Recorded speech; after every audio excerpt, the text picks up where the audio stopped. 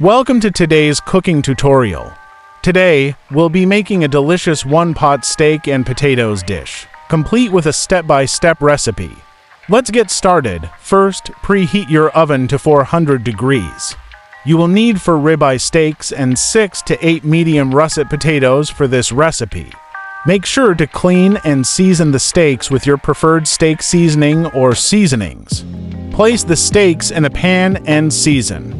Pour in the broth or stock.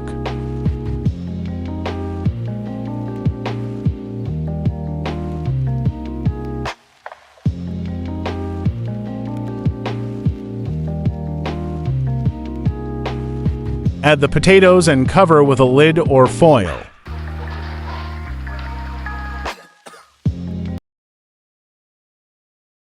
Bake for 90 minutes or until the desired tenderness is achieved.